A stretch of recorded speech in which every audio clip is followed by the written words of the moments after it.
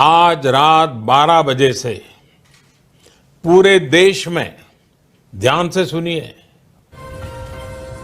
पूरे देश में आज रात 12 बजे से संपूर्ण देश में दोस्तों, इस वक्त देश के करोड़ों गरीब मजदूर, किसान, महिलाएं, बुजुर्ग और युवा एक ही सवाल पूछ रहे हैं कि आखिर ये योजना क्या है। क्या सच में हर महीने 1000 रुपए सीधे खाते में आएंगे? किस योजना के तहत कितना पैसा मिलेगा? किन लोगों का नाम कट सकता है, किसे बिल्कुल भी पैसा नहीं मिलेगा? केवाईसी क्यों सबसे बड़ा पेंच बन चुकी है? आवेदन की प्रक्रिया क्या होगी? कहाँ जाना होगा? कौन से दस्तावेज लगेंगे? और साथ ही मौसम का हाल क्या संकेत दे रहा है? सोना चांदी के भाव क्यों अचानक बदल रहे हैं? और कौन सी नई स्कीम सरकार चुपचाप लागू करने जा रही है? इन सब सवालों के जवाब आज इसी एक वीडियो में मिलने वाले हैं, इसलिए वीडियो के आखिर तक बने रहिएगा, क्योंकि अंत में एक बेहद जरूरी चेतावनी भी है, जो अगर आपने मिस कर दी तो नुकसान सीधा आपकी जेब पर पड़ेगा। दोस्तों, सबसे पहले बात करते हैं उस योजना की जिसके नाम से ही लोगों में उम्मीद और भ्रम दोनों फैले हुए हैं। सोशल मीडिया से लेकर गांव की चौपाल तक चर्चा है कि सरकार हर गरीब परिवार को हर महीने 1000 रुपए देने जा रही है। कुछ लोग इसे पक्की खबर बता रहे हैं तो कुछ इसे अफवाह कह रहे हैं, लेकिन सच्चाई इससे थोड़ी अलग और थोड़ी गंभीर है। दरअसल सरकार किसी एक नाम से योजना नहीं चला रही है, बल्कि कई पुरानी और नई योजनाओं को मिलाकर एक ऐसा सिस्टम तैयार किया जा रहा है जिसमें पात्र लाभार्थियों को लगातार सहायता मिलती रहे।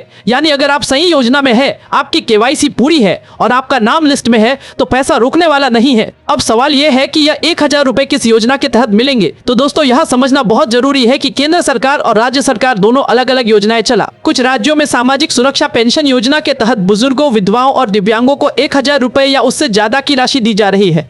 कहीं यह राशि सीधे खाते में जाती है तो कहीं डीबीटी के जरिए। वहीं कुछ राज्यों में गरीब परिवारों के लिए विशेष सहायता योजना चलाई जा रही है, जहां हर महीने तय रकम दी जा रही है। इसके अलावा उज्ज्वला योजना, पीएम किसान सम्मान निधि, श्रम कार्ड योजना और महिला सम्मान से जुड़ी योजनाओं के तहत भी पैसा अलग अलग समय पर आता है। और जब इन सबको जोड़ दिया जाता है तो लोगों को लगता है कि हर महीने 1000 रुपए मिल रहे हैं। लेकिन दोस्तों, यहाँ एक बड़ा लेकिन है, यह पैसा सभी को नहीं मिलेगा। और यही वो सच्चाई है जिसे जानना आपके लिए सबसे जरूरी है। अगर आप सरकारी कर्मचारी है, अगर आपकी आय तय सीमा से ज्यादा है, अगर आपके पास 4 पहिया वाहन है, अगर आपके परिवार में कोई आयकर देता है, या फिर अगर आपकी केवाईसी अधूरी है, तो आपका नाम सीधे लिस्ट से बाहर हो सकता है। कई लोगों का पैसा इसी वजह से रुका हुआ है कि आधार बैंक से लिंक नहीं है, मोबाइल नंबर अपडेट नहीं है, या फिर राशन कार्ड में गड़बड़ी है। केवाईसी की बात करें तो दोस्तों, ये इस वक्त सबसे बड़ा हथियार बन चुकी है। सरकार साफ कह चुकी है कि बिना केवाईसी के अब कोई भी लाभ नहीं मिलेगा, चाहे वो पेंशन हो, किसान सम्मान निधि हो या फिर कोई नई योजना। आधार आधारित केवाईसी, बैंक केवाईसी और मोबाइल वेरिफिकेशन तीनों जरूरी है। बहुत से लोग ये सोचकर बैठे हैं कि पैसा अपने आप आ जाएगा, लेकिन जब तक आप खुद जाकर या ऑनलाइन अपनी केवाईसी पूरी नहीं करेंगे,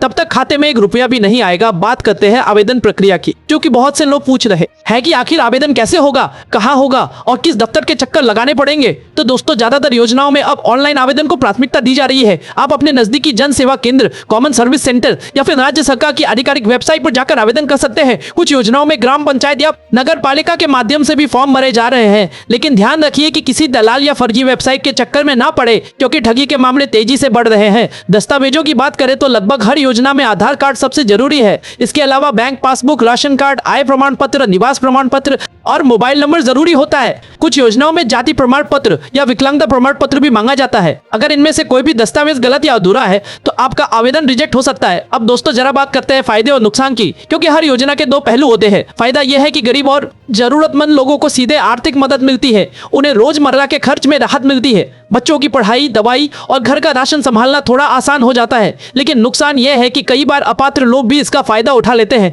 जिससे असली जरूरतमंद पीछे रह जाते हैं। और इसी वजह से सरकार अब सख्ती कर रही है, जांच बढ़ा रही है और केवाईसी को अनिवार्य बना रही है। अब आते हैं मौसम की बात पर, क्योंकि मौसम का सीधा असर योजनाओं और आपकी जेब दोनों पर पड़ता है। इस वक्त देश के कई हिस्सों में मौसम तेजी से बदल रहा है। कहीं ठंड बढ़ रही है, कहीं बारिश की संभावना है और कहीं सूखे जैसे हालात बन रहे हैं। मौसम विभाग ने साफ चेतावनी दी है कि आने वाले दिनों में तापमान में बड़ा उतार चढ़ाव देखने को मिल सकता है। इसका असर फसलों पर पड़ेगा और जब फसल प्रभावित होती है तो सरकार को राहत योजनाएं लानी पड़ती है। यानी आने वाले समय में किसानों के लिए कुछ नई घोषणाएं हो सकती है। सोना और चांदी की कीमतों की बात करें तो दोस्तों, यहाँ भी बड़ा बदलाव देखने को मिल रहा है।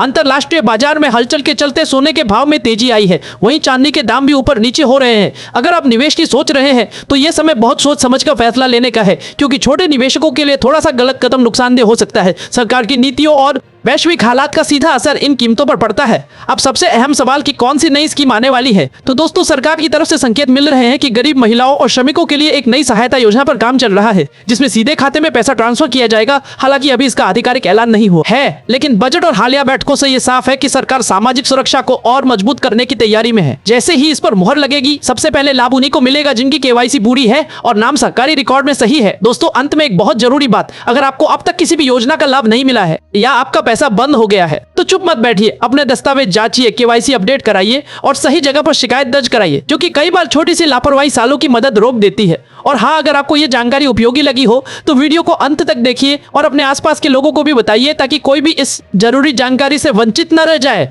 हम लगातार आपके लिए ऐसी ही सच्ची और काम की खबरें लाते रहेंगे, इसलिए जुड़े रहिए और सतर्क रहिए, क्योंकि जानकारी ही सबसे बड़ी ताकत है।